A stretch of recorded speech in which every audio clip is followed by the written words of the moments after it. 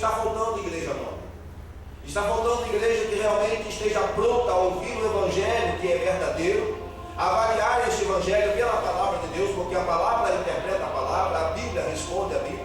As pessoas não querem mais ser sal, querem ser docinho, querem ser beijinho, querem ser coisas relacionadas ao século XXI, mas não querem ser sal. Elas não querem mais fazer diferença. Elas não querem mais marcar a sua história, deixar realmente um legado da sua existência, da sua vida para este presente século.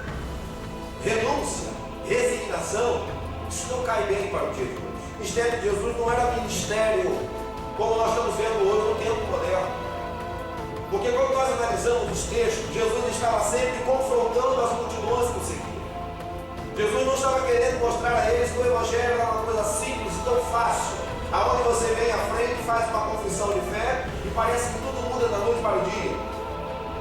O Evangelho é muito mais do que uma confissão de fé. O Evangelho é muito mais do que um cartão que você preenche ao vir à frente e dizer que aceitou Cristo. Quando na verdade você deveria entender que é Ele que tem que te aceitar e não você aceitá-lo.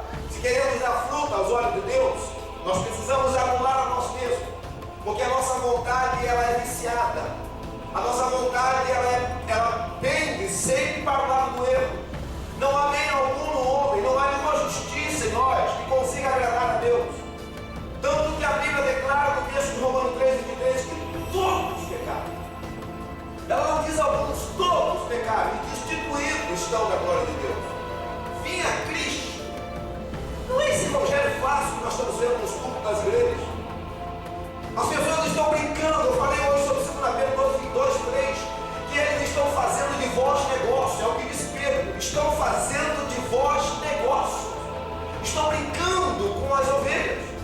O púlpito virou balcão, o evangelho virou mercadoria, a igreja virou consumidor.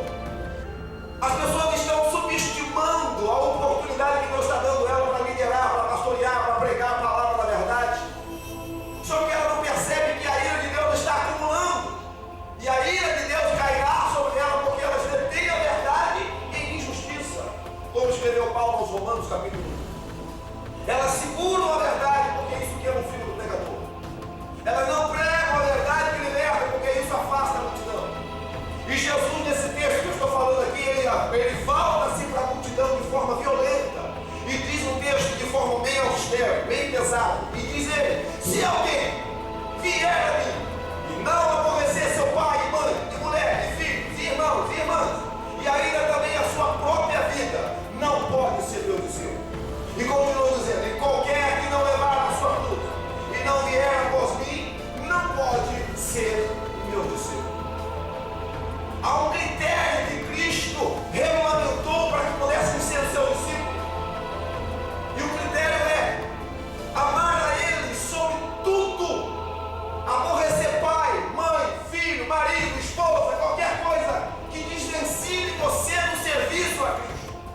Levanta a sua mão por gentileza, diga comigo: Jesus, se você pode, diga comigo: Jesus, faz-me teu prisioneiro e eu serei livre. Jesus, faz-me teu escravo e eu serei livre de mim mesmo. Porque não existe pior prisioneiro que somos do que de nós mesmos. Prisioneiro de nossa vontade, prisioneiro de nossa fome, de nossa sede, prisioneiro de nossa carne. E a Bíblia está sempre chamando: mortificai os vossos membros, matai os vossos membros, anulai os vossos membros. Nós não temos tempo para Ele. Nós temos tempo para nós mesmos. Temos tempo para tanta coisa, mas não temos tempo para Jesus. Não temos tempo para servir a Deus. Não temos tempo para buscar a face do Senhor. Não temos tempo para consagrar nossa vida. Não temos tempo para poder orar. Não temos tempo para a casa de Deus. Nós nos assoberbamos de tanta coisa a semana toda. E às vezes sacrificamos até o domingo. Sacrificamos tempo precioso. Trabalhamos de segunda a segunda, se for preciso. E às vezes, quando aparece uma falta durante a semana, nós não conseguimos doar esse tempo para Deus, para estar na sua casa, para servi-lo. Tiramos para nós mesmos, tiramos para o nosso próprio descanso. Não há argumento quando eu vejo o maior homem deste mundo tomando atitudes certas, fazendo a coisa certa e nunca anulando na sua agenda o tempo que ele tem nem para conversar com Deus, nunca abrindo mão do momento da oração que fazia parte da sua vida diária. Jesus ensinava o nosso cada dia o exemplo de ser uma pessoa resignada, o exemplo de ser uma pessoa que renuncia a si mesmo. E agora Jesus está confrontando a mim e a você esta noite para essa postura. Ele sai escondido pela calada da madrugada para lá.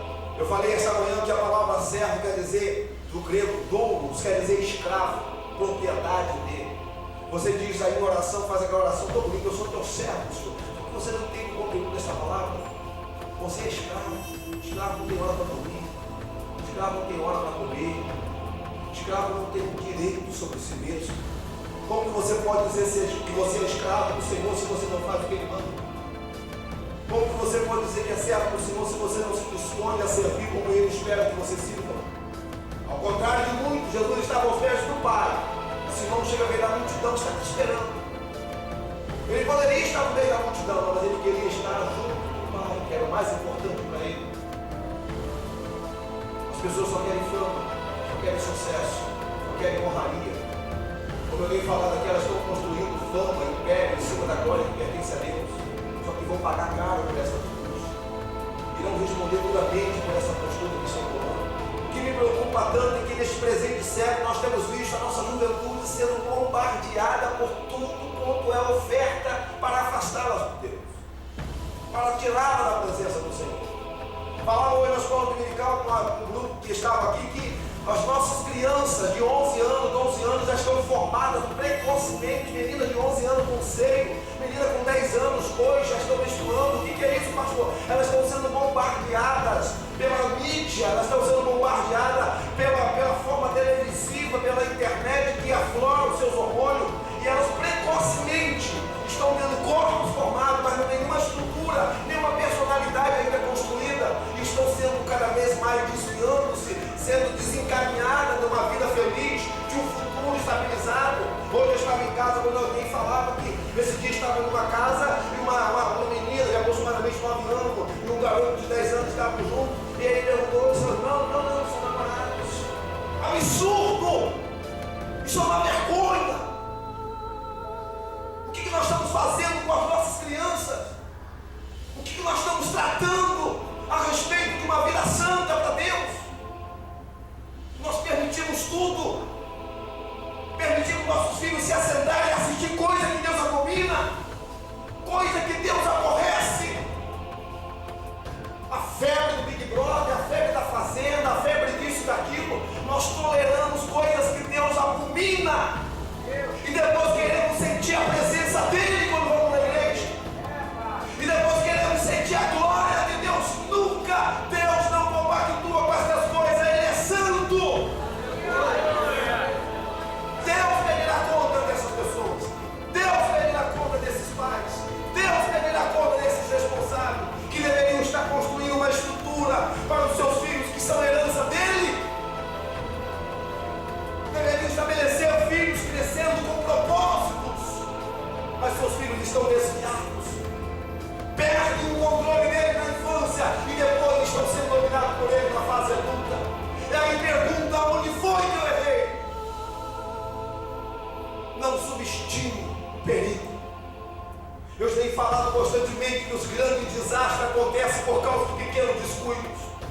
É o momento que você facilita, o diabo entra na sua casa, constrói o império dele e depois você já não tem mais força. Volte a erguer o altar que está quebrado na tua casa, minha irmã. Volte a erguer o altar que está quebrado na tua casa, homem. Construa a tua família enquanto você pode. Reconstrua a história de Cristo na sua casa.